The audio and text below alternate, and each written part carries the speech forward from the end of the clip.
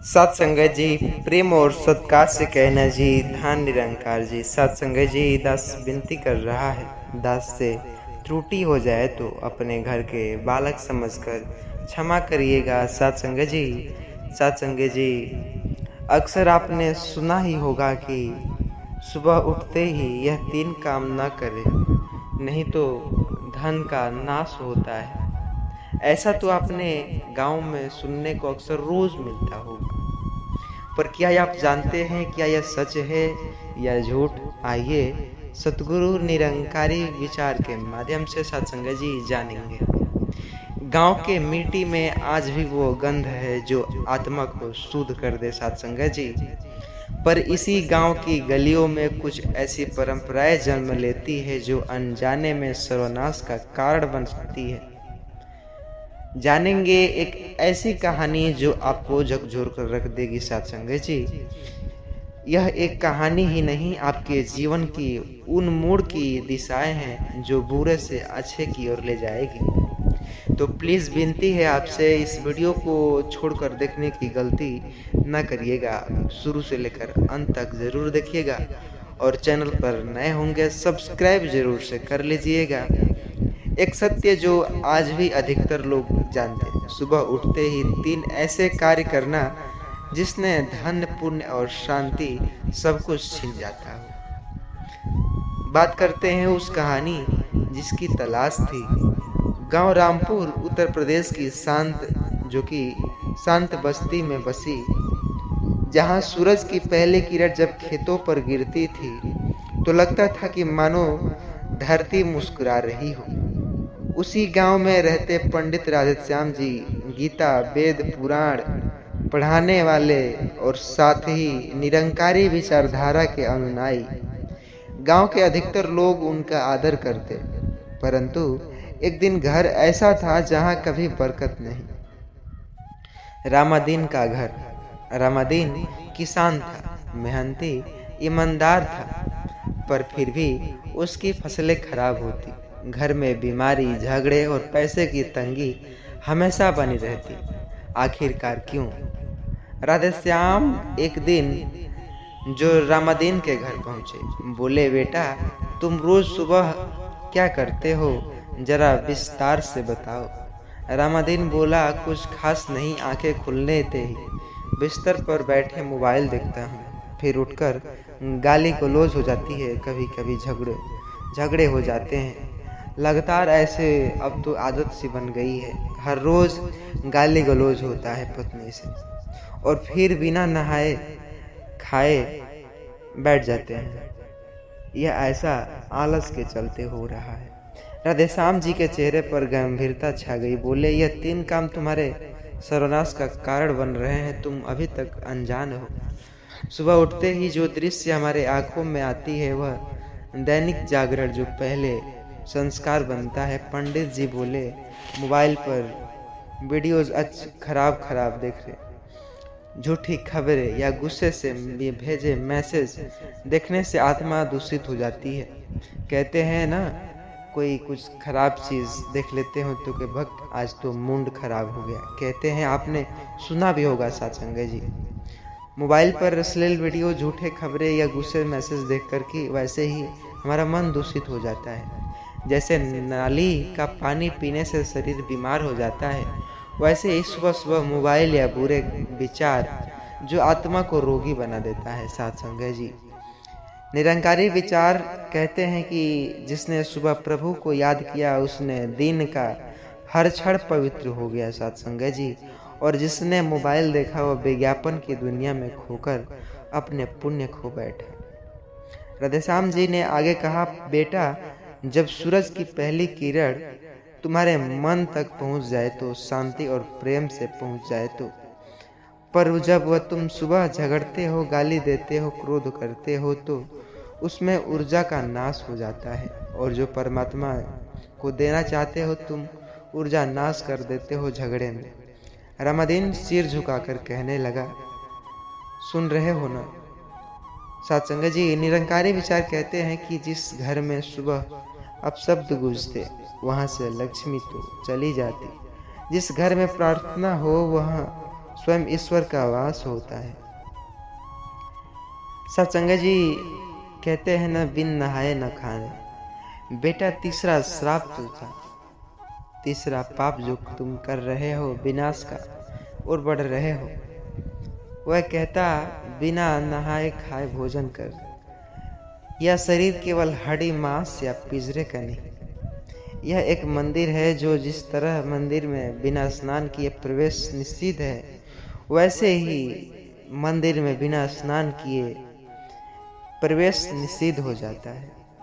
जिस तरह मंदिर में बिना स्नान किए नहीं जा सकते, वैसे ही मंदिर में अन्न का वैसे ही अपने अंदर अन्न का प्रवेश स्नान के बाद ही होना चाहिए।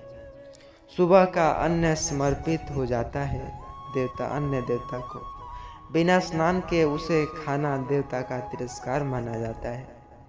वचन यही है सत्संग जी, जो बिना शुद्धि के अन्न खाए उसका अन्न भी जो श्राप बन जाता है। सत्संग जी रामादीन ने राधेश्याम जी की बातें को गंभीरता से लिया। अगले दिन उसने संकल्प लिया, आंखें खुलते ही प्रभु का नाम, स्नान करके अन्न ग्रहण, सुबह हंस करके अपने परिवारों से वार्तालाप करता। गांव ने देखा कि हफ्तों में रामादीन की चेहरे पर अचानक से बदले गई। चेहरे पर खुशहाल नजर, फसलें अच्छी, बीमारी भाग गई, घर में कलह के जा प्रेम की वास हो गया। राधेश्याम जी पूरे परिवार पूरे गांव को मंदिर में बुलाया और आज के केवल 3 पापों को बताया कि उठते ही यह ऐसे न करना, ऐसे पुण्य और आत्मा का विनाश होता है। उन्होंने विस्तार से सबको समझाया। सुबह का मुहूर्त ब्रह्म मुहूर्त कहलाता है। ये वो समय है जब आत्मा ईश्वर के सबसे करीब होते हैं और तुम उसी समय मोबाइल, झगड़ा या बिना स्नान के अन्न खाकर उस पुण्य को खत्म कर देते हो। सभा में एक वृद्ध आई, गंगाबाई। उसने कहा, मैंने 60 साल तक सुबह उठते ही मंदिर में दिया जलाया, कभी बिना स्नान के भोजन नहीं किया, और आज मेरे देख रहे हैं कई पीढ़ियों से मेरे साथ सुख दे रही हो।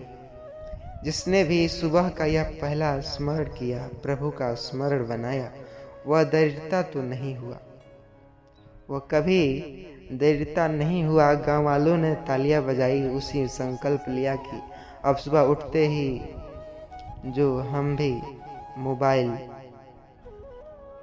नहीं, प्रभु का नाम लेंगे, झगड़े नहीं, प्रेम की दीपक जलाएंगे। सत्संग जी अन्न बिन स्नान नहीं करेंगे। राधेश्याम जी की अंतिम चेतावनी थी कि ये सामाजिक नियमतः आध्यात्मिक चेतावनी है। अगर तुम इन 3 नियमों से नहीं मानोगे तो घर में धन नहीं आएगा, चला जाएगा, रिश्ते टूट जाएंगे, स्वास्थ्य भी अच्छा नहीं रहेगा, हमेशा किसी न किसी रोगी का शिकार बन जाएंगे। सत्संग जी निरंकारी विचार कहते हैं कि जो व्यक्ति सुबह का पहला क्षण प्रभु को न दे व्यर्थ करता है, वह दिन भर व्यर्थता की खेती करता है। जानते हैं, सुबह उठते ही सीमित सुख पाँव का जाप करना, एक दूसरे को सत्संग निरंकारी विचार कहकर ही दिन की शुरुआत करते हैं, धन निरंकार कह करके। और किसी भी हालात में स्नान के बिना अन्न तो ग्रहण करना ही नहीं चाहिए। अब गांव रामपुर को सतगुरु का गांव कहा जाता। वहाँ न कोई बुरी लत थी, न झगड़े थे, बीमारियां न थी, सभी और शांति, प्रेम और संपन्नता थी। सत्संग जी अंतिम बाड़ी, जैसी सुबह वैसी दिन, जैसा दिन वैसा जीवन, और जैसे जीवन वैसा पुनर्जन्म। सत्संग जी तो याद रखे, सुबह उठते ही 3 काम कभी न करें। मोबाइल बुरे कर्म की दृश्य है, झगड़ा अपशब्द भी, बिना स्नान के भोजन नहीं, वरना तो धन का आत्मा भी हाथ से निकल जाएगी। अगर यह कहानी आपको जरा सा भी झकझोर दी हुई पसंद आई होगी तो ज़रूर इस चैनल को सब्सक्राइब करिएगा। आपकी एक सब्सक्राइब से हमें बहुत ही अच्छा मिलेगा। खुश नसीब हैं हम कि आपके बीच में ऐसी वीडियोस दिखाने की कोशिश करते हैं। सत्संग जी प्रेम और सत्कार से कहना जी, धन निरंकार जी। सत्संगत जी, सत्संगत जी, इस वीडियो को उन सभी के साथ शेयर कीजिएगा जो सत्संग निरंकारी विचार से जुड़े हैं सत्संगत जी, और हर एक इंसान जो अच्छे हैं उनके साथ ज़रूर शेयर कीजिएगा सत्संगत जी। प्रेम और सत्कार से कहना जी, धन निरंकार जी। सत्संगत जी, अक्सर आपने तो सुना ही होगा कि लोग कहते हैं ये चीज़ें जो तुम किसी दूसरे को न देना। कहते हैं दूसरों को यह देने से घर में दरिद्रता आती है, और अजीब अजीब सी बातें जो बताते हैं सत्संगत जी। पर क्या आपको लगता है, क्या सतगुरु निरंकारी विचार के माध्यम से क्या ऐसा भी कुछ होता है, घर में गरीबी आ जाती है तो घर में जो कहते हैं दरिद्रता आ जाती है। कहते हैं शाम के समय झाड़ू भी नहीं किसी को देने चाहिए, और तमाम सी बातें। तो सत्संगत जी, आज की वीडियो इसी पर आधारित है। कहानी की ओर चलेंगे, जिस कहानी में हमें बहुत ही अच्छे ज्ञान के साथ ही साथ सच्चाई पता चलेगा कि क्यों और कैसे क्यों नहीं दिए जाते हैं, होता विनाश है। सब कुछ इस वीडियो में जानेंगे। उससे पहले चैनल पर नए होंगे सब्सक्राइब करिएगा, और हाँ, इस वीडियो को शुरू से लेकर अंत तक देखने की कोशिश कीजिएगा। एक कहानी जो उत्तर प्रदेश के छोटे से गांव भोलापुर की है, जहां अभी भी लोग चूल्हा पर खाना बनाते और रात को आंगन में बैठकर तारे गिनते।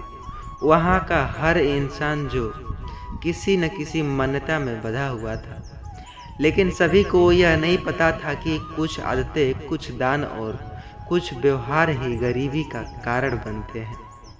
यह कहानी सिर्फ किसी अंधविश्वास को नहीं, बल्कि उनके पीछे छिपी चेतावनी और सतगुरु के सच्चे जो सत्य ज्ञान को उजागर करती है सत्संगत जी। सत्संगत जी, गरीबी से अमीर तो सभी बनना चाहते हैं, लेकिन कर्म कोई नहीं करना चाहता। तो कर्म करने से पहले इस वीडियो को तो सुन लो। गरीब के जो गांव में एक गरीब लेकिन श्रद्धालु किसान रहता था। रामू, सब उसे भगत रामू कहते, क्योंकि वह हर शुक्रवार को निरंकारी भवन में सत्संग में जरूर जाता। रामू बड़ा ही दयालु, और कोई कुछ मांगता तो खाली हाथ न लौटाता। लेकिन अजीब बात थी, रामू की मेहनत के बाद भी उसका घर दिन प्रतिदिन गरीबी में बदलता जा रहा था। अचानक से उसके भैंसे जो रही थी वो बीमार हो गई, फसल सूख गए, बेटे की शादी के बाद पैसे नहीं बचे। अब वो पूरी तरह से फंस चुके थे, इतने कंगाल हो चुके थे कि लोग कहते, भगत रामू तुम्हारी किस्मत खराब है। एक दिन सत्संग में निरंकारी बाबा ने कहा, घर की 5 चीजें दूसरों को कभी न दे, वरना उसका प्रभाव धीरे धीरे आपके जीवन में दरिद्रता लाता है। रामू ध्यान से सुनने लगा। बाबा ने बताया, अन्न का पहला भाग, यह अन्न का जो भाग घर के देवी देवता और आत्मा के लिए होता है, इसे अलग किसी को दे दिया जाए तो वह पुण्य नहीं, बल्कि घर की ऊर्जा जो चलती है। झाड़ू, घर की लक्ष्मी झाड़ू से होती है, जुड़ी हुई होती है उनका। लेकिन आपने झाड़ू दान की तो आपके जो लक्ष्मी जी बाहर नहीं जाती, चली जाती है। चूल्हे की आग, पहले लोग चूल्हे से आग मंगवाने आते थे। गरीबी इतनी थी कि माचिस के पैसे नहीं थे, लोग अग्नि को जलाया करते थे और रात भर रखे रहते, और उसी से सुबह उठते और उसी से जलाया करते। अक्सर ये आपके जो दादाजी होंगे ये तो जानते ही होंगे या किए भी होंगे। मतलब इतना कंगाली पहले, मतलब ही जो पहले रसोई ऊर्जा बाहर करना, इससे बरकत कम होती थी। नमक की शुद्धिकरण, कहते हैं नमक दूसरों को न दूसरे का नहीं लेना चाहिए। नमक शुद्धि और रक्षा का प्रतीक माना जाता है। बार बार नमक देना मतलब रिश्तों में खटास और दहन की कमी होना। घर की पहली रोटी, आपने सुना होगा, गौ माता को या कुत्ते को दी जाती है। इसे दुख खाना या किसी को देना आपकी सेवा भावना को तोड़ना है सत्संग जी। सत्संग के बाद रामू सोचने लगता कि मैंने तो सारी चीज़ें दूसरों को दे चुका हूँ। हर दिन कोई न कोई आकर मांगता और मैं दे देता हूँ। रामू ने आत्ममंथन किया। उसने देखा कि कैसे वह अज्ञानता में अपने ही घर की ऊर्जा दूसरों को सौंप रहा था। उसके सतगुरु ने बताया कि नियमतः जो अपनाए इस निश्चय किया। रामू ने सबसे पहले घर में कोने में गाय के लिए पहली रोटी रखी शुरू की और झाड़ू अब किसी को नहीं दे पाता, नमक भी उधार नहीं देता और चूल्हे की आग पर ध्यान नहीं देता। धीरे धीरे उसके घर में परिवर्तन आने लगे सत्संगत जी। शायद यह सत्य था। पहले सूखी जमीन अब फसल देने लगी। गाय जो गांव का व्यापारी खुद बेटी के विवाह लेकर आए। अब रामू गांव के हर सत्संग में जाकर यह बात कहता, गरीबी सिर्फ किस्मत नहीं, हमारी अज्ञानता और व्यवहार का भी परिणाम हो सकता है। जो घर की 5 चीजें दूसरों को देता है वो धीरे धीरे अपनी समृद्धि को खो बैठता है, दुखद को बांट लेता है। गांव के लोग हैरान थे कि रामू 2 साल पहले भीख के करीब था, अब सम्मान का पात्र बन गया। यह सतगुरु की कृपा कैसी है। लोगों की किस्मत को बदलने में तनिक भी देर नहीं लगता। लेकिन सत्संगत जी साथ में उनके व्यवहार में भी बदलाव आए। कहानी से इस प्रकार सीख मिलती है कि अंधविश्वास और परंपरा के बीच बहुत बारीक रेखा है। निरंकारी विचारधारा हमें चेतावनी देती है कि कुछ नियम केवल पूजा के लिए नहीं, जीवन की रक्षा के लिए बनाए गए हैं। अगर आप भी गरीब, क्लेश और परेशानी से जूझ रहे हैं तो अपने व्यवहार पर ध्यान दें। सतगुरु की शिक्षाएं केवल सुनने के लिए, अपनाने के लिए होती है। सतगुरु केवल नाम नहीं, एक पद्धति है जिसे जरूर सुने। हमें रोज सत्संग करने चाहिए। अक्सर सुखी हो जाते हैं तो लोग भूल जाते हैं सतगुरु को। पहले जब दुख था तो सत्संग हफ्ते में 2-3 बार करते थे। अब सत्संग जी महीने में भी टाइम नहीं मिल रहा है। उनको जो गरीब हुआ करते थे, अब सतगुरु के माध्यम से थोड़ी उनको राहत मिली और खाने पीने के लिए नमक रोटी से दाल चावल बन गए। तो सत्संग जी इतना तो जरूर कहूँगा, सत्संग करिए, क्योंकि जब दुख में सुमिरन किए हुए तो सुख में जरूर करना है। और सत्संग जी इससे अच्छा मौका नहीं है, क्योंकि हमें गरीब से अमीर बनना है तो हमें तो ये करनी ही चाहिए सत्संग जी। सत्संग जी प्रेम और सत्कार से कहना जी, धन निरंकार जी। यह वीडियो उन सभी दोस्तों के साथ शेयर कीजिएगा जो इनके करीब है सत्संग जी, जिन्हें आप मानते हैं। सत्संग जी चैनल पर नए होंगे सब्सक्राइब करिएगा और लाइक करना न भूलिएगा सत्संग जी। लाइक ही एक सहारा है सत्संग जी, इससे पसंद नापसंद की उम्मीद मिलती है। तो सत्संग जी अच्छा लगा हो तो लाइक ज़रूर करिएगा और सब्सक्राइब करिएगा। ऐसी अच्छी वीडियो मिलते हैं सत्संग जी।